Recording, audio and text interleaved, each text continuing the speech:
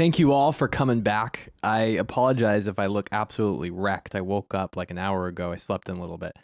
But today we are going to be discussing what exactly I'm sure you've seen it at least once before, and if you haven't, it's in the thumbnail of this podcast, but the snake eating its own tail. What that means, why I've chosen to incorporate it into the channel a little bit. How are we all doing? And what exactly its significance is. It is a actually very fascinating little thing. It's not an archetype, it's a symbol. So we're going to explore the symbolic meaning of the snake eating its own tail. You'll also notice, if you haven't already, I think it's, let's see if I can understand mirrors. Nope.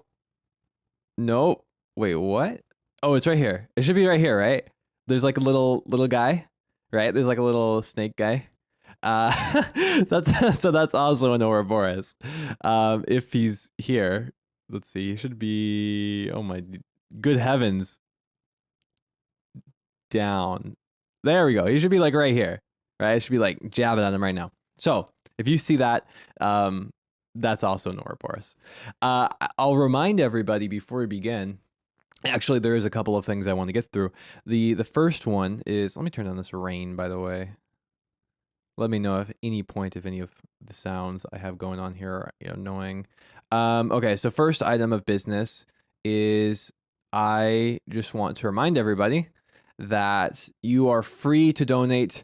Perfect. I'm glad you can see the snake. I just want to remind everybody that at any point, if you feel so inclined and you feel so gracious, you can donate any amount of money using Super Chat. So if you look below where you can type something into the chat, there should be a little money icon. If you click that, you can donate any amount, and there'll be a little notification. Let's see if I can understand mirrors. Nope, it's gonna be right here. Yeah, there should be a little thing that pops up here, and it'll be thanking you, but also I'll be able to see it. It'll give me a little notification, and I can directly speak to whatever you have going on there. So if you ever feel so inclined to donate, you can absolutely do that, and it's much appreciated. The other thing is that all the books that I'll be referencing in this video, and also some that are not in this video but that relate to the topics expressed in this video, are in the description below. And that includes what I'm currently reading, the stuff referenced in this video, and similar books in a similar category. And all of those are Amazon affiliated with Amazon, which means I make a small commission if you buy one of those books at no extra cost to you. So it's just another way, if you feel like you want to buy the book already, that you can support the channel through that. There are some good ones. We're gonna run through some stuff. The other thing I want to ask very briefly is, do we like this? Do we like this being here? I can take it off if we don't like it. I think it's good for those who aren't a part of the podcast live to be able to see what you guys say. But I don't. You know what? It's fine. It's fine. I think it's all right. Okay, 1 second. Alrighty. So those are just some of the other items of business. The other thing is that I had somebody, maybe at one point during this episode, I'll go through a excellent thread. Actually, it was a series of comments that I received on the last podcast, sort of deconstructing and picking apart my argument. So that'd be good. I also want to apologize for anybody who thought I was absolutely serious when I said that I would read Kant to destroy his argument. I've never read Kant. In fact, I think it'd be incredibly blockheaded to say that I could just read Kant and then destroy his argument. I meant it more or less as a joke, but to those who thought that I was being serious, I absolutely was not. And the reason I said that was actually as a joke between me and one of the members in not Discord, in the chat. So So there we go. I apologize to anyone who thought that that was offensive or that I was being serious or something. Okay. I think that's it. I think that's all the items of business. I'll probably be drinking water a lot. I'm parched. So, let's see here. We got 25 people in here. Perfect. Thank you all so much for coming in. I truly appreciate it. This is going to be very interesting. I see a lot of people who are throwing out little things in the chat right now about where the Ouroboros, where we've seen the Ouroboros in cultures before, about Jörmungandr, and some of the other cultural, like cultures that have references to the Ouroboros. Some of these include alchemy. There's Gnosticism.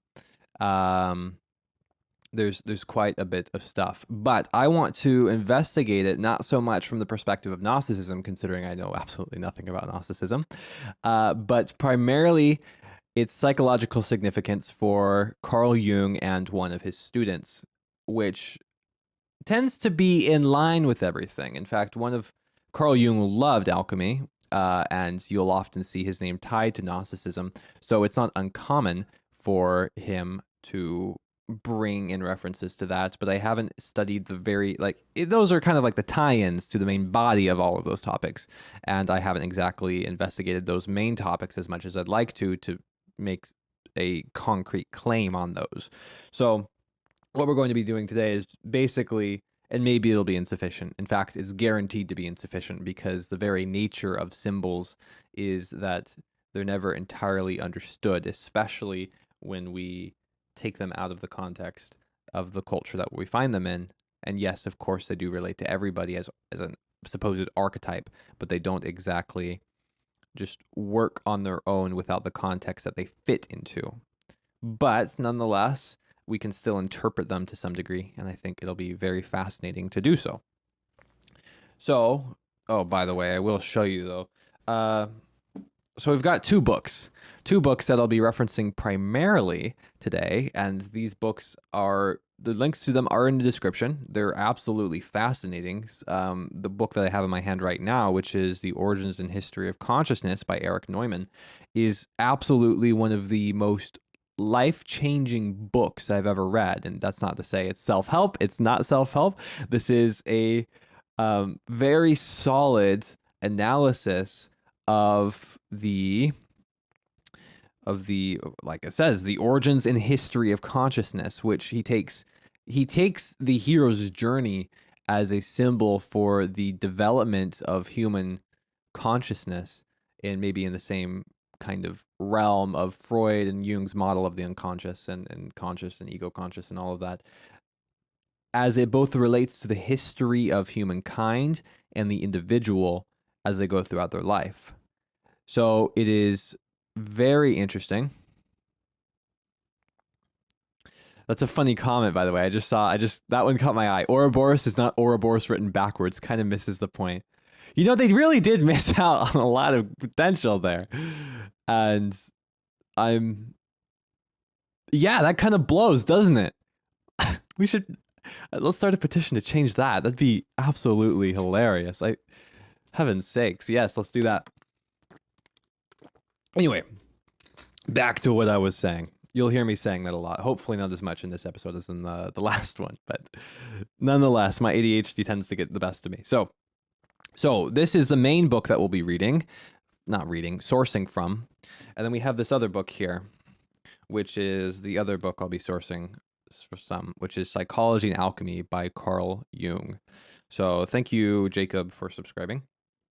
So Carl Jung, and actually, if you didn't know, Erich Neumann was a student of Jung, and in fact, in this book, he even is credited, I think maybe you can see that, let's see. Okay, you can barely see that. Carl Jung has written the foreword for this book. So, very interesting. In fact, in this book, Jung says that this is the book he wished he had written himself, which is quite the bold statement, in my opinion, as far as just really the intellectual power of this book. So we're going to go through the different perspectives that are outlined here, as my understanding of the Ouroboros just generally, and a little bit in the discussion of alchemy. In fact, it's quite interesting, actually. if any of you have heard of the anime Full Metal Alchemist Brotherhood, that was the first time I encountered the Ouroboros explicitly. There's a lot of times that maybe, yeah, you've seen art before and you just haven't really acknowledged that that's what that is. You may have seen it before. The iconography is might be prevalent in your memory, but not really. It's kind of in the shadows a little bit, if you know what I mean. It's kind of foggy, kind of vague. You've seen it, but you don't know that you've seen it, more or less, but you recognize it when you do see it, and that's quite interesting. And the reason why that might be is actually that the Ouroboros has a long history throughout many cultures and like occult and mystic societies and organizations and groups that makes its influence not just insignificant. So I know that the first reference that we have date of is in Egypt, and then it moved on from there. We to, I think, like a very, I'll say primitive, though it's kind of a weird word to use, primitive form of what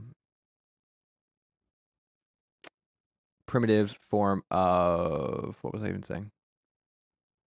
Oh, alchemy. Primitive form of alchemy. And in fact, in that one, there's a snake biting its own tail, and inside of it, the inscription says, I can't remember what language it is, but there's an inscription that says, all is one. And indeed, that is one of the meanings of the Ouroboros. So, if you don't know, the Ouroboros is, once again, the dragon or the snake eating its own tail. The whole point of the snake biting its own tail, the tail biter, the Ouroboros, is not so simple-sided as an eternal reoccurrence. In fact, it's way more significant than that, and hopefully, if that's what you think it is, I'll add a few extra layers of flavor to the meaning of that symbol. So the first one is the symmetry of the circle itself. So the Ouroboros is, well,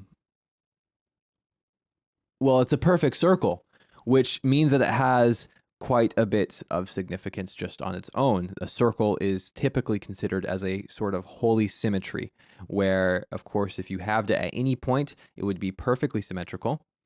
And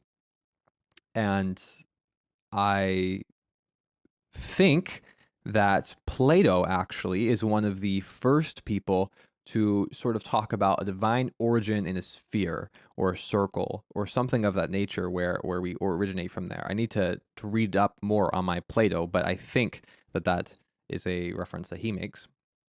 So it's not exactly uncommon for us to historically at least find very powerful significance's value in the idea of the geometry of the circle.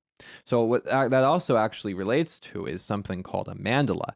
And his book, the one I just held up, Psychology and Alchemy by Carl Jung, he discusses the idea of what is called a mandala. A mandala is a circle that is a sort of sacred symbol, actually. It's supposed to be different than other things. It's a circle in which the processes of perfection take place. And so it'll talk a lot about the way that alchemists at least derived the mandala. But one of the most famous forms of the mandala that you've probably heard of before, other than the Ouroboros, which does technically count as one, is yin and yang. I can't remember exactly the name of that symbol.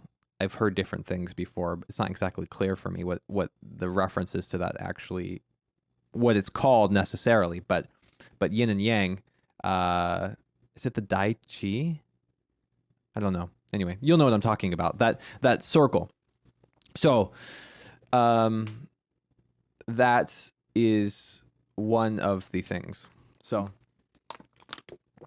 but typically, the mandala is a sacred space in which perfection is supposed to take place.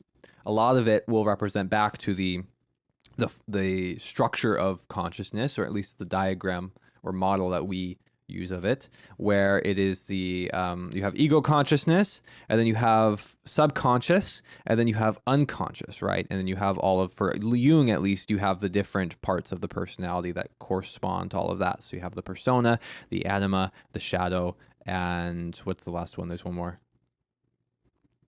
whatever that last one is. I can't remember, but you'll have all that, and it'll create a sort of perfect symmetry. Of course, the point is to stand in the middle of that and to take in all the different directions, and that is supposed to correspond directly to perfection itself. So one of you said that, is the Ouroboros really a perfect circle because of its head? It's not technically a perfect circle, but we're not really so concerned with the literality of it. Of course, in Full Metal Alchemist, anytime they draw a circle to do their alchemical transmutations, it is a perfect circle, and I don't know how they did that. I've heard some of the memes about Full Metal Alchemist talk about, like, how on earth, I don't care about the magic, I just want to know how on earth did they make perfect circles every time with just their hands, right? So it's not so much the idea, like the literal physical embodiment of the circle, it's more the idea of a circle, of that significance of that sign or symbol. It doesn't have so much to do with the actual physical embodiment of it. And you'll find that out a lot, actually, when you investigate the religious experience or symbolic experience of religion and the numinous, and just in any religions. In fact, one of the books that I have that is, again, one of the books that changed my life is The Sacred and the Profane. I think it's under other titles you may be interested in the description, where he talks about how for the religious person, we don't only have that one-sided meaning of thinghood, of what the thing literally is. We also have the symbolic meaning that is supposed to likewise be a second plane for the cosmogony of our religion. And that cosmogony is supposed to relate back to the development of the individual, which is a point that you see most thoroughly in the Origins and History of Consciousness, which is just absolutely fascinating. So it's not exactly like the claims of these books were just drawn out of nowhere. They definitely were cultivated over a long period of time. Mircea Eliade is actually, well, his books are bangers on religion. Just throwing that one out there. So, of course, there's the mandala, right? The processes of perfection. And yes, perfection and the processes of perfection has to do a lot with life, death, and rebirth. There's a constant... Think about rebirth in, well, we'll say the Christian sense, right? Although rebirth is a sign, and we'll say it's like an archetype that spans throughout many cultures and many religions over long periods of time, because these religions are primarily concerned about refining oneself. And so the Ouroboros functions very nicely as one of those. So,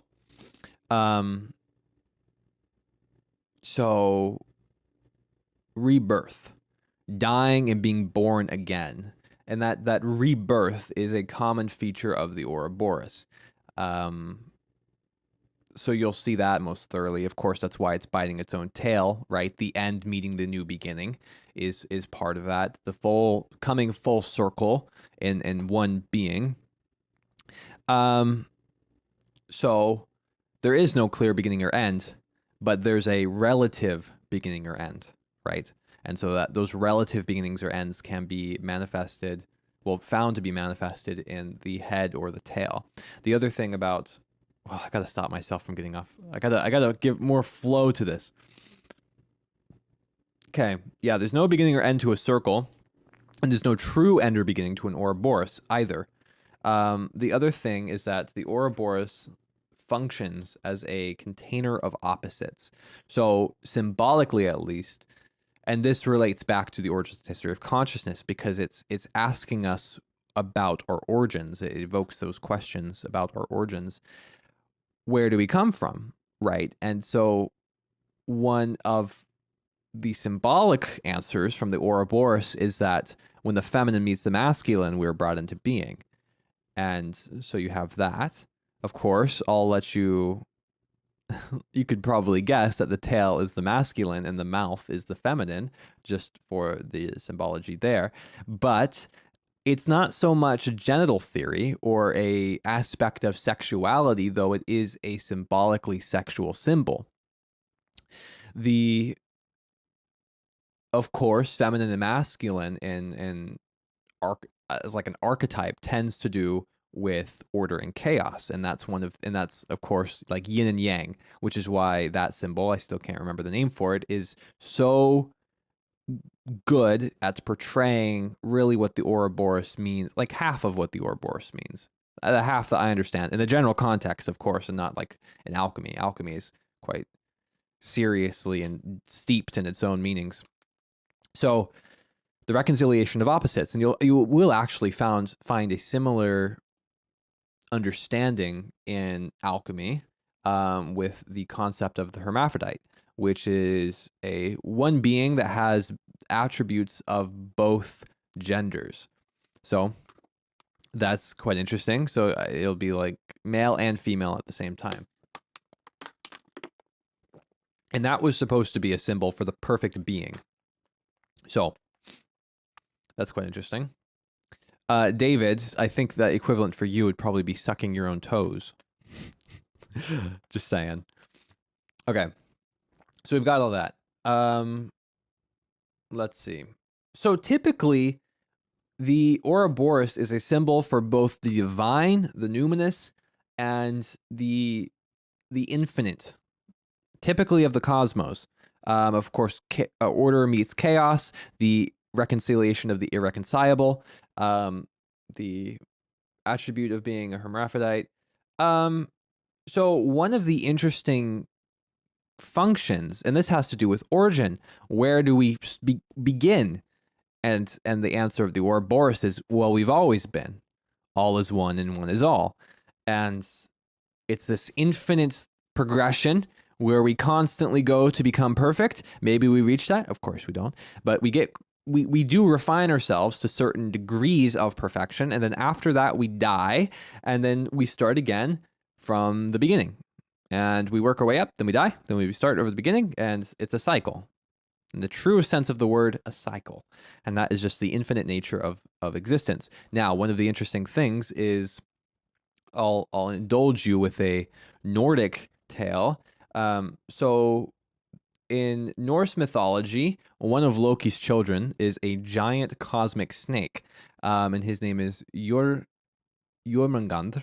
And he is huge. And so what ends up happening is that I can't remember if it's Odin or Thor, but one of them banishes this snake to the ocean that eternally surrounds Midgard, or Earth. And this snake grows so large, as is typical with children of Loki, that he is able to encircle the whole world around it, and then he bites his own tail.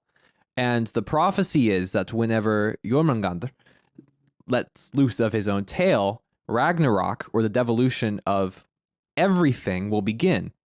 One of the things that's important to understand is that Ragnarok for the Norse was, okay, so Odin, thank you. So Ragnarok for the Norse was not actually, wasn't actually a symbol for the dawn of a new cosmos or anything of that nature.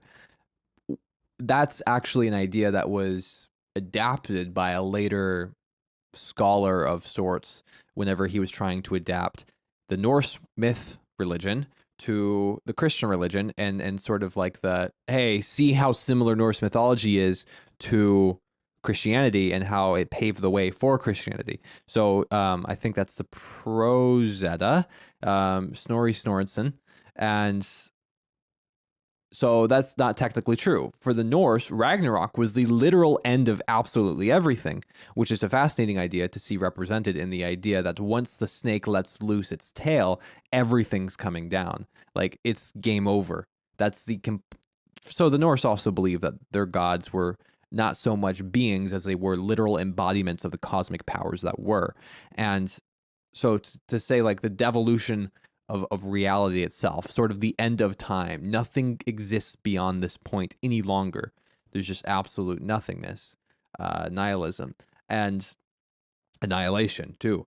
So that's what it represented for them. And so the idea that the continual process of things being brought into being and taken out of being, represented in Jörmungandr, is represented in him letting loose his tail. The end is coming, and that's it. Nothing exists beyond that point, which is a fascinating idea.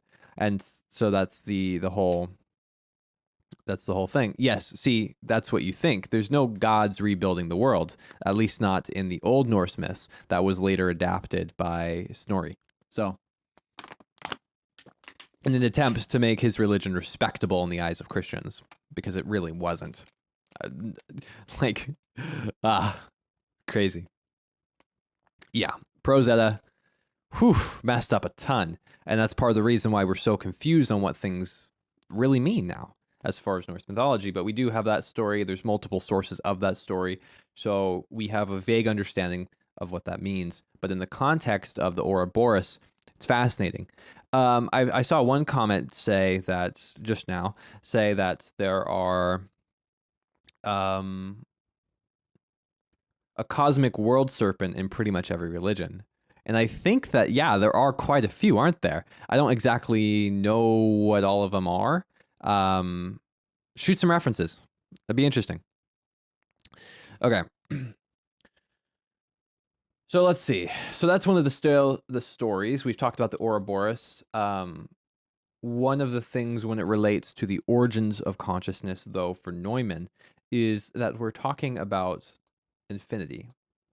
So the Ouroboros, in the sense of an origin, represents the universe or everlasting life, which is also in the symbol of perfection, the process of perfection, the eternal process of perfection, which, when achieved, is supposed to grant everlasting life.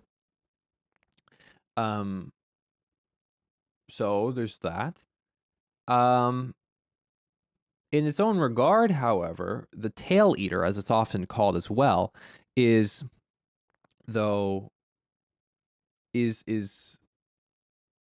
it the beginning and the end depicts the almost primitive of the absolute brutality of life.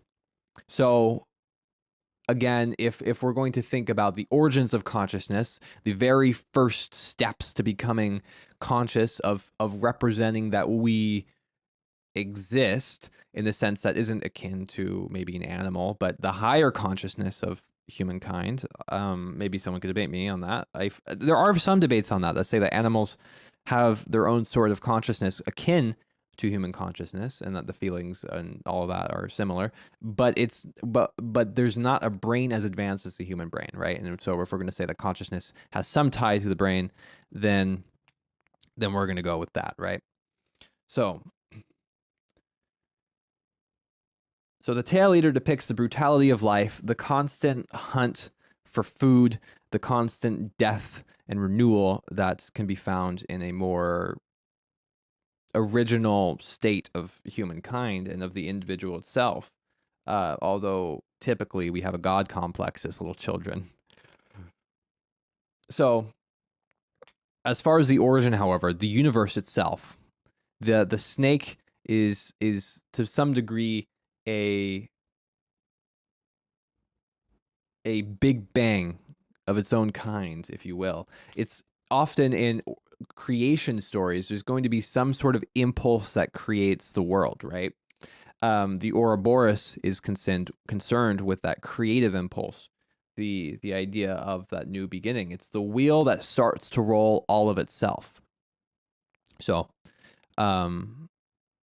there you go. Okay, so midnight, it says that I think I caught it was in Hindu. Yeah, you have two. So there actually are often symbols of giant world snakes, not in the cosmos, but on the earth and so this relates to like the sacred and the profane again, where it's a sacred space. It'll be the snake will have like its spine will be the ridge of the world, and what they'll do is whenever these ancient religions originally settled wherever they did, what they would do, and I think they talk about this, is where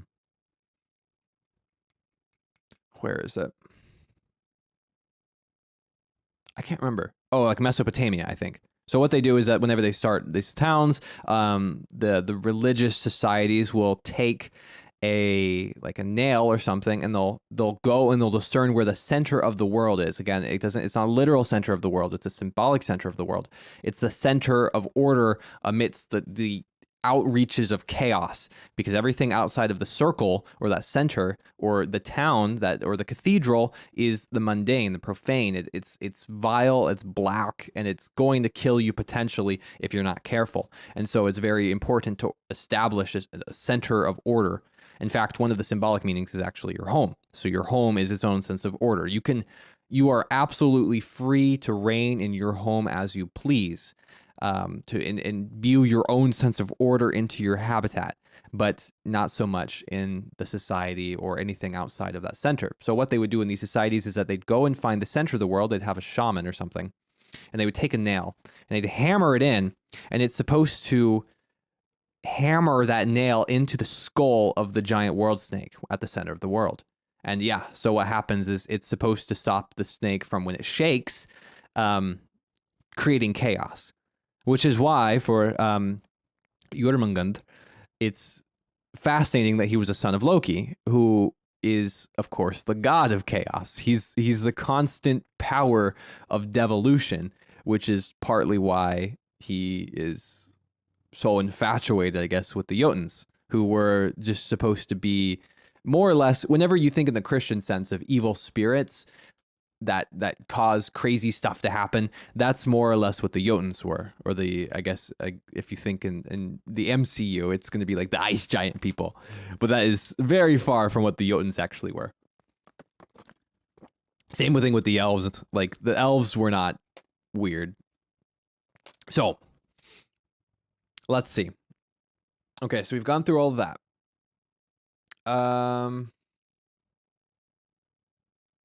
Oh, yes. As far as origins, once again, the Ouroboros as a round sort of container is a symbol for the womb. Of course, Freud kind of reached and said that anything that's hollow is a womb, and took that to mean all of that. But symbolically, it's a sort of, here's our origin. Here's what we're born out of. I think that there's that quote, I believe by Carl Sagan, that says something like, we're all stardust, or something like that. It's a similar idea, right? And that kind of finds its way into the Ouroboros. So, yeah, it's its own sort of womb out of which we're born. Now, one of the interesting phenomenons of, as far as it relates to psychology, is the idea of Ouroboric incest, is what it's called. So, there's not, it says incest, there's not really a influence of sexual, it's not sexual literally, again, it's sexual symbolically. It's about union, which is what sex is primarily supposed to be about, as it speaks to psychology. It's about union and not about pleasure. Unlike what Freud said, I have to agree more on the side of it being a symbol of, or an experience of unity, as opposed to simple pleasure. So the idea of Ouroboric incest finds its symptoms in any form of nostalgia, or the desire to regress back to an earlier time. What that means is that we have a longing and a yearning to be not what we are currently, but to go back. And so to trace back to the beginning on the Ouroboros, as opposed to pushing forward to the tail. And this can be disastrous in some regards, but in the form of nostalgia, it can be simply a pleasurable memory. However, there's a lot of people who, let's say the people who leave out into the world, and this is not to speak ill on these people, I think that it's wise of them to adjust for their needs and to understand those needs. But let's say that you have someone who moves away to college and then they don't, they're struggling. Let's say they start having epileptic seizures, right? And so they're taken back home.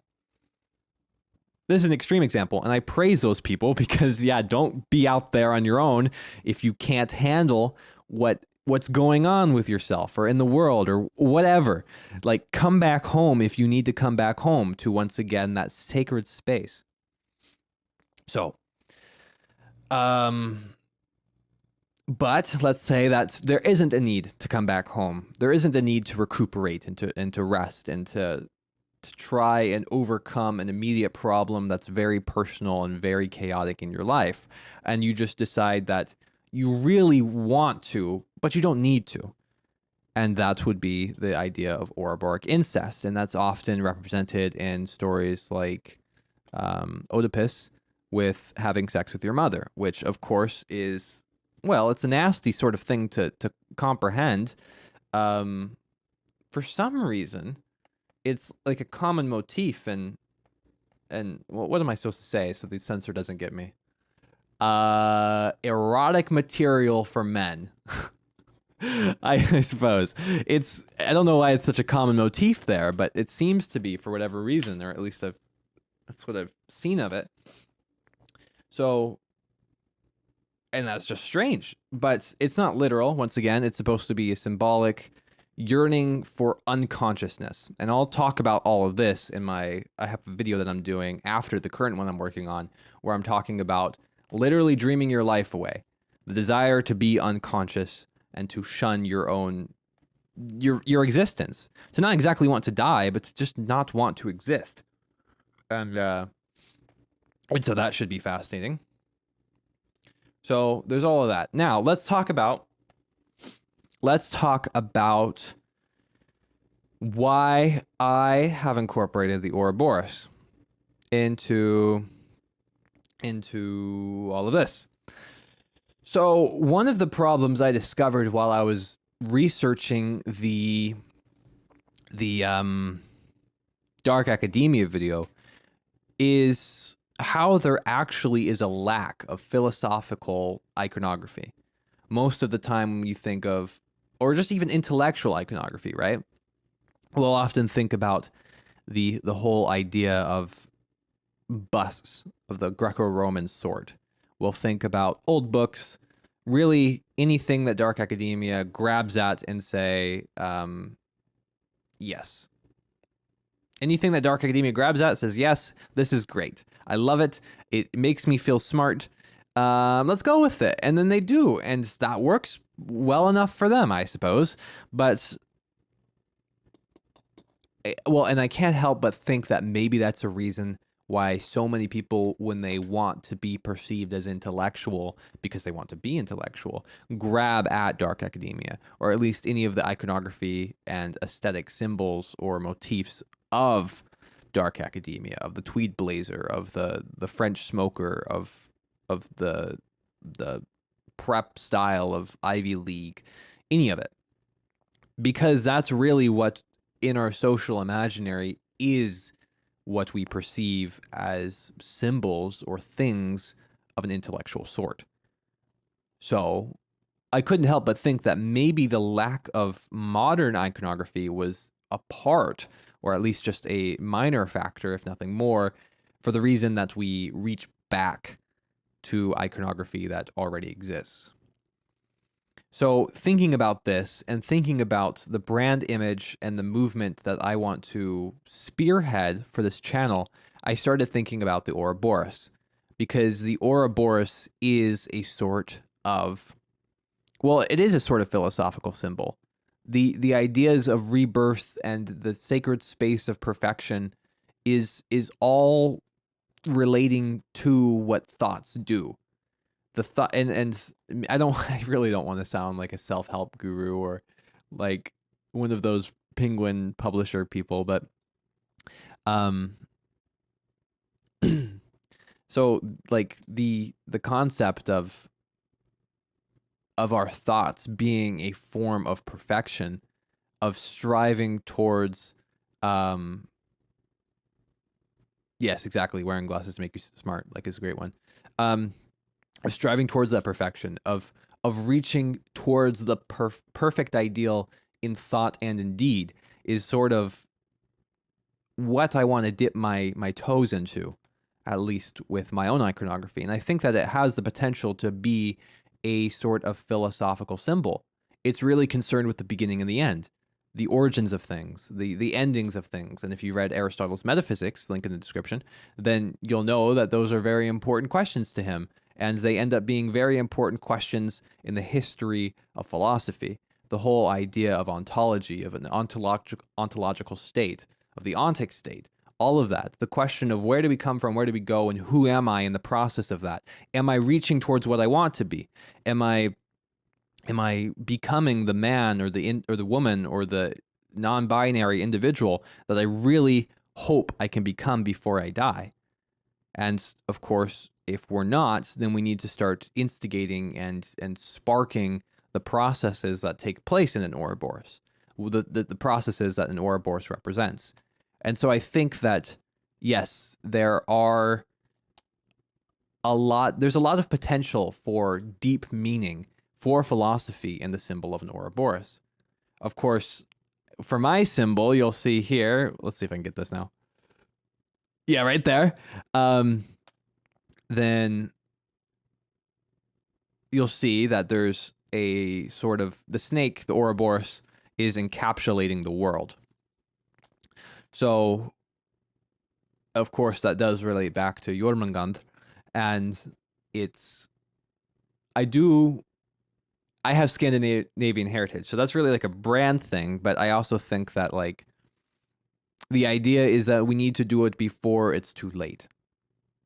That we need to take responsibility, first of all, but also take heart, have passion, chase after it because we want to perfect ourselves, because we want to use our thoughts for the betterment of the world, for the right things, for the things that are perfect in their own regard and for their own sake, to chase after the right ideal, as you might hear someone like Peterson say. But also I think that it extends far beyond Peterson. I don't think you can just dismiss it out of hand because he said it. I think that it really is a real thing to grapple with. So that is a part of the reason why I've chosen individually to use an Ouroboros as one of my symbols of one of the things that I want to instigate in the whole idea of philosophy itself, of thought breathing the magic necessary to perfect you, to perfect the world, because thoughts have power, and of course, articulate thoughts have an especial supportive effect. So I think that's how I want to push it. How I want to push the agenda of your thoughts breathe magic. I want it to be a sort of literal, the thoughts you think and the ideas you have and the way you express them all have the power to perfect not just yourself but the world, to cultivate your relationships, to lend you a sort of competent navigation ability. Is that even a word? I don't know. But I want that to be something. I think that it has the potential to be something. So, since it seems like we have a little bit more time, maybe I'll go through the whole concept of there. But if you've enjoyed what I've said so far, you might consider subscribing, and if you haven't already, and if you feel so inclined, I truly do appreciate any super chat donations. And since we have a little bit of time, I'm willing to take questions. You can donate literally like 5 cents, and I'll get a notification, and I will address whatever your question is or the statement you have or whatever that is. So if you do want to donate, you can click the super chat icon right below where you typically would type out whatever you want to say. Navigability. Man, I don't know why. Sometimes I just mess up on words, and I think that is one of those times. I just don't think I'm going to nail that one.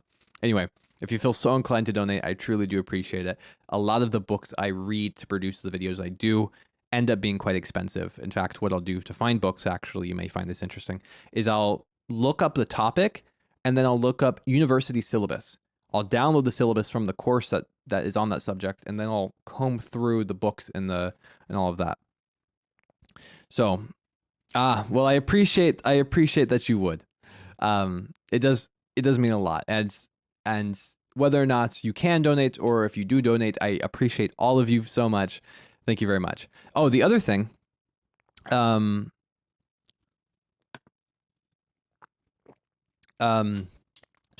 one of the other things, if you do want to support me, YouTube memberships, you can support me in like a Patreon system for as much as $2 a month. So, okay. So if you guys want to send me questions, I'm not going to be reading the chat here unless I just see something that pops out to me. But primarily, if you want me to directly answer your question, you can donate like a base donation of a penny up in the super chat, and I'll get a notification, and I'll be very, very kind of you. Okay.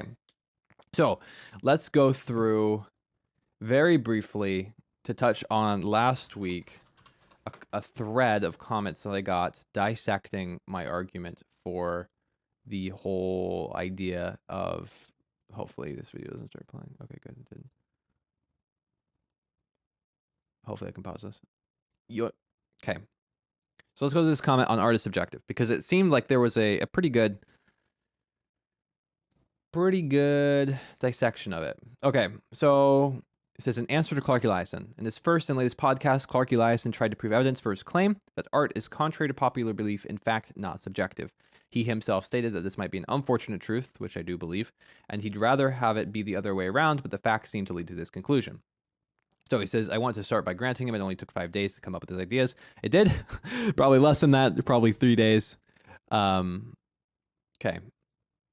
Yeah, so I did jump around a lot. I don't think I did as much in this podcast episode, but let's go through what I said in that video was the definition of art, okay? The art has 3 elements. A, it has beauty. B, it has meaning. C, it has some degree of originality. And I defined originality as the aspect that it can't simply be a copy, because that seems to dilute its beauty to some degree. Okay, let's talk about beauty and meaning and originality now. So he dissects my statements on beauty as it has the highest level of quality in accordance with a real standard, up to a point where the thinghood of an object is being transcended. In this sense, beauty is objective because its components and its techniques can be measured by the given standard. 2, it inspires a feeling of tear. I never defined what that feeling of tear in art was. For Heidegger and for me, I feel as if it's a sort of existential tear, where it's consciousness of our limitations in the face of the infinite, of the thing that inspires us so thoroughly. You'll often, when I experience beautiful things, especially like the stained glass exhibit that I talked about in my Dark Academia video, I want to be better because I recognize how little I am, how insufficient I am, and how little I know. And that terrifies me to be insufficient. And so I am inspired. I'm overcome with a sort of reverence and majesty with that experience. And so beauty is tear is more like let me pull up what Heidegger says. Heidegger kind of nails it on the head for me, at least.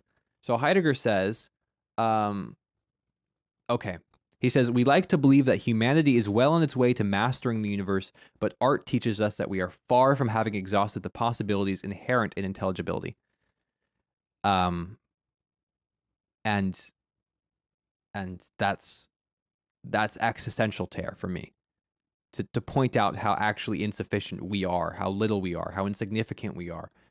And that tear drives me to be better, to want to go through the Ouroboros process of perfecting myself. Since I am a Christian, it makes me want to turn towards my God and to try and push myself on what I can do. So for me, that's what I mean when I say beauty is terror. So let's talk about meaning now. This commenter says that what I said on meaning is A, it is more than just enjoyment of a beautiful thing. I believe that too. 2, it is more than just an emotion inspired by a beautiful thing. 3, there's a story or a narrative communicating the meaning.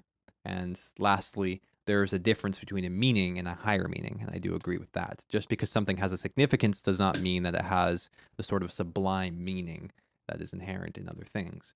And then I said originality, it is necessary insofar as it isn't as a mere copy isn't art. You don't just photocopy the Mona Lisa and print up like a black and white little thing and say, yes, that is, well, that's obviously not accurate to what a copy would literally mean, but the principle stands. You can't just copy something and it be as impactful as seeing the paint strokes on it.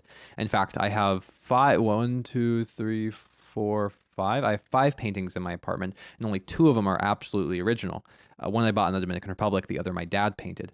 And both of those are more meaningful to me for their originality than the copies I have of The Death of Socrates, of Death of a Viking, of Anguish.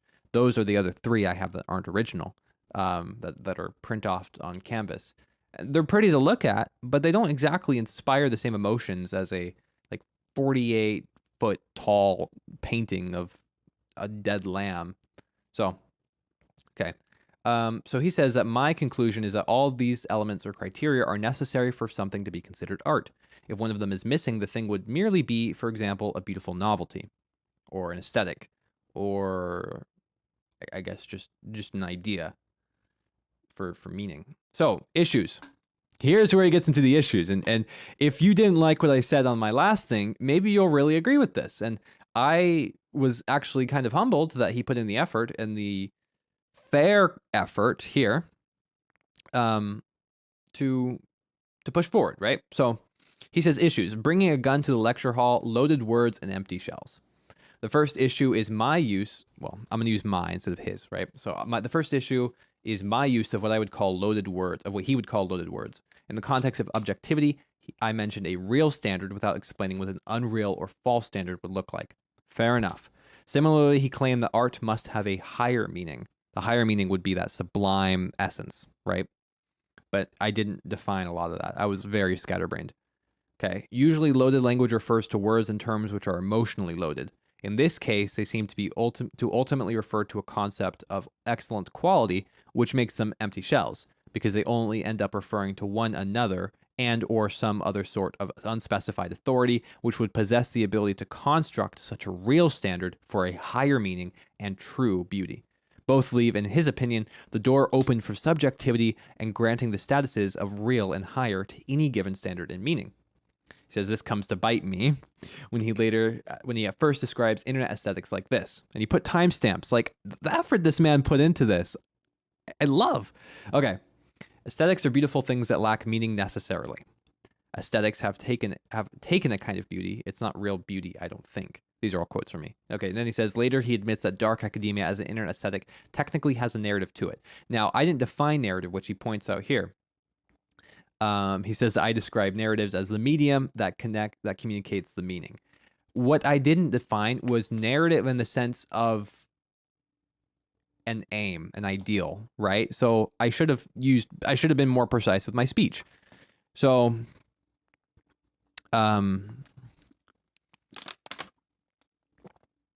so that's what I say, right? Like you have an ideal, and I try to grasp at that with my words, but I fail when I say there isn't exactly a narrative implemented into, well, there is technically, but not like you would have a story.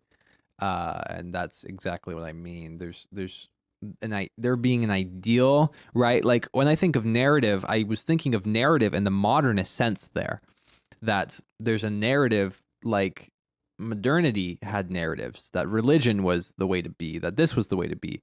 And I was thinking about that a little bit, but I think there's a difference between an ideal of being and the whole, this is how you should be.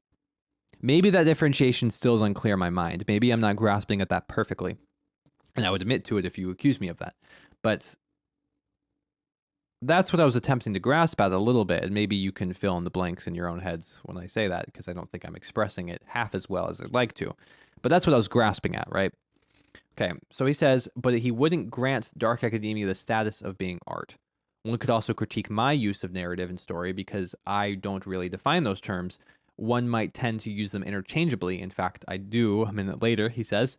But I myself seem to see them as different in this particular instance. So different, in fact, that not having a story but only a narrative draws the line between art and non-art. See, that's fair enough. Like he went for it. And I appreciate him putting in the effort. He says, I want to give 2 definitions from the online Oxford Dictionary here, which should fit the use of the word narrative as used in this podcast. 1, a spoken or written account of connected events, or a story. 2, the practice or art of telling stories. It says, in the first case, narrative and story are synonyms, and in the second case, the narrative is the art of telling stories, which should imply that if something has narrative, it either is or tells a story. So, claiming that something has a narrative should either mean it has a story or it tells a story. There shouldn't be a way around it as long as we want to work with good definitions here. Okay. And he quotes me when I say, aesthetics have divorced a very particular nuanced sort of beauty from the meaning or narrative that is true for other works of art. This leaves us with a conclusion, he says, that dark academia does in fact possess all the elements necessary to count as art under Eliason's definition. It is beautiful, it has a narrative, and it might even be somewhat original. But as he stated time and time again, he only introduced this element at the end of his podcast, so he didn't really consider it in the case of dark academia aesthetics. But it doesn't just display real beauty, a real story, or a higher meaning. It displays all of these merely technically. Now, again, he kind of shoots me here when he says technically, because technically would mean objectively, at least by my own definition in the last episode. So he says, I am personally not too well versed in debate tactics and rhetorical forms, but all of this sounds like a fallacy. But I just can't put my finger on which it is. It might even be a mixture of several. First, we have these ill-defined, somewhat loaded and yet empty words like true, real, and higher, and no matter what sort of meaning or beauty is on display, Eliason feels free to basically move the goalposts, which is a fallacy, to whatever he feels like these words should entail, without specifying the criteria, therefore being free to move them time and time again. A technicality, arts and crafts. Eliason's way of assessing the beauty of a piece also seems to be founded on a rather outdated definition of art, which is more in line with the Greek concept of techne. The concept sees art and technique, or art and craft, as still one thing, but throughout history these terms split into two separate concepts, which have also led to the popular question whether crafts and designs can be art. Now, I am in a special position, he says, from which I can directly compare these two perspectives in reference to one object, which is the book, because I am on one hand a book binder, and on the other hand a book artist. That's really cool for him. Yes. Yeah. So, yeah, it's a true Scotsman fallacy, the one that he didn't get there. Okay. But when it comes to book arts, the standards don't necessarily apply. They can be subverted or even ditched almost completely and still count in the end as books. I can't get rid of the feeling, he says, that Eliason, for the most part, just described the concept of art as a craft or technique, at least when it comes to his concept of beauty. But in this case, I wouldn't call it beauty, but rather just quality. The result wouldn't be a beautiful piece per se, but rather one well made or well crafted. If you were binding a book set of its qualities, a set of its qualities wouldn't be concerned with its beauty, but with a more technical detail, such as handability, accuracy, correct processing of the materials, which in turn expands the longevity of a book. From the viewpoint of a craft person, a book has to serve its purpose as the medium first and foremost, which is to say it should almost be invisible to the user. Just like we tend to forget about a font or a typeface when we read a text, we should also forget about the book as an object. Well said. Absolutely well said. Transcending the thinghood is definitely one of the aspects of books, and thus he's really twisting the dagger in my argument, and I love it. I love to see it. I love to be wrong, chat. Like, I really love when people do this and they're right, because it means, like, once again, that I am inspired by my insufficiencies to be better rather than being complacent. And that's kind of the thrill of being wrong, of being ignorant, right? It's just absolutely incredible. So I'm very grateful for this. But with an artist book, it can be completely different. We expose the reader to the elements of the medium, letting them reflect on the way a text is structured and printed, a book is bound. Here, beauty and aesthetics in general become more important. They, in fact, can become the context, the text itself, so to speak. But he says, but enough of this tangent. A sublime mistake. Another issue comes in the form of an aforementioned inspiration of terror, going back to Immanuel Kant's critique of judgment, but also for example, Schopenhauer, we find two terms, beauty and the sublime. Only the second one inspires terror, and therefore Eliason doesn't describe the true feeling of true beauty, but rather the feeling of the sublime. See, I would say they're connected, but... Now, this doesn't have to be a mistake directly made by Eliason himself, since he mentioned a study which concluded this, but this mistake remains nonetheless in his assessment of true beauty. According to Kant, the true feeling one feels when seeing something beautiful might be best described by disinterested pleasure, from which results a disability to actually look out for something truly beautiful, let alone describing it to its full extent, because the faculties of our mind are unable to grasp aesthetic ideas, not ideals, which results in a game of sorts. Our mind and our reason try to keep up with our imagination.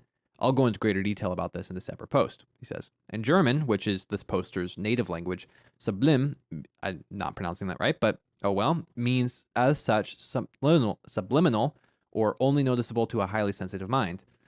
Mind, reason, and imagination, that's actually really cool. Mind, reason, and imagination might not be the commonly used translations for the three faculties of Verstand, Vernunft, and Vorstellungskraft. First time reading those words. So the stories we tell paint me a picture, he says. We've already touched on the supposed necessity for a narrative or story in art, which led me to the question, how would we know if a painting, for example, would contain such a story? And what even is a story? Eliasson seems to use it in a rather uncommon way when he says, quote, part of art is definitely the meaning. I find that my experience listening to Rachmaninoff or Mahler especially depends largely upon the story or what it's supposed to mean. And there's a sort of, well, it's really an art in and of itself, is understanding what the technique is meant to paint the picture of. The way I understand that is that this technique, story, and narrative that technique, story, and narrative kind of fall into the same concept here. And rather than tell a story, this term in Eliasson's case might refer to the way the artist uses materials and techniques to communicate the meaning of their work, which makes him wonder, this poster, how did I end up using these terms of narrative story in the first place? But if that is the case, I should definitely define my terms here. What is the story? Can the story be embodied by the stroke of a brush, or does it lie within the symbols and signs used in a work of art? He says, I suspect the origin of the term with Heidegger because Eliasson refers to him several times, but for the time being, I simply don't know. Actually, I didn't. I just had insufficient terms. He says, and if the stories are literal stories, I must wonder, he says, what Eliasson thinks about certain kinds of poetry. Usually epics and ballads are counted among narrative poetry. Other types don't necessarily portray a process, a story, etc. They might just infer it by showing the feelings of one person to another. Furthermore, some poets state that poetry only knows to topics, love and death and the feeling thereof. Some artists define the purpose of art to inspire emotions. According to Eliasson, a lot of art, therefore, wouldn't be art. One example of this, I think, is Memento Mori's, right? They're trying to inspire a fear of death. Again, it's he's got me here. Unless I totally misunderstood his definitions here, but that's the irony of it all because he himself stated the importance of clear definitions in the beginning of his podcast. I think clear definitions require a clear state of mind. So he's right. I really appreciate, because I think that clear definitions are so important. I think that what he did is amazing. He said, fini, for now. He said, this was the first part. As mentioned in the beginning, I was mostly concerned with Eliasson's definitions and his terms or the lack thereof, and rightfully so, I'll add. In the second part, I wanted to try to present a counter-argument, but this might take a while because the current semester is coming to a close and there's still much work to be done. Nonetheless, he concludes, I enjoyed his podcast, and it is for sure an impressive feat to conduct such an argument within a couple of days. I would like if he goes into more detail and be more precise about his definitions, because for now the explanation seems to be too vague or unprecise to really be sound for people who are unfamiliar with the works he is referencing. Fair enough. He says, I call it quits for now. I wrote on this thing for several hours by now, and I don't think it'll become any better from me staring at it. Have a good one. Absolutely love that he did this. I truly appreciate it. Maybe I'll take into consideration what he says here, and I'll tackle it later. Because for right now, I don't exactly know how well I could just on my feet roll out some definitions. I did clarify a little bit, just some of the stuff that I was talking about, but I don't think necessarily that I could hammer out the kinks in my argument just live here. But I did want to go over that because I think that, well, it's an excellent example from this person, just to show that I do appreciate this sort of thing, and to show that any argument can be critiqued and that it's better for having been critiqued. So a lot of philosophy in my mind is a sort of game where it's a matter of getting as close as you can But even if you can't 100% get it, it's still being okay, right? Like it's a game in the end. It's not about being right. It's about being invited back to play of do people like this individual enough, or can they tolerate this individual enough to hear what he has to say next? Which goes into its own part about, as a public figure, being the kind of person that people will trust with this sort of perspective. So I just noted, Frederick, that this this is your comment. So thank you so much. It's good to have you in this podcast as well. So those are some of my clarifications as far as a few of the terms, but I don't think I can on my feet roll out. Yeah, so basically I need to be more concise. I need to be precise. I need to focus on making my terms accessible and usable, functional even, and that all working out in our benefit. So thank you all so much for attending. It looks like we're just about out of time. I am going to go now. Again, if you enjoyed this podcast, maybe you'll consider becoming a YouTube member for just $2 a month, or maybe you'll consider donating in the super chat if you feel so inclined. Thank you so much for coming. I truly appreciate it. I will let everyone know that, well, two things. First of all, do we like 4 p.m. or do we want to move this podcast back 2 hours? Maybe I could do 2 hours later from now, so that'd be 6 p.m. my time. It'd be an hour from now. And maybe we want that. Maybe I don't know. I want to make it as accessible to the Americas as to the Europe, right? Because if we can broaden the scope, then we can get more people in here and we can get better conversations.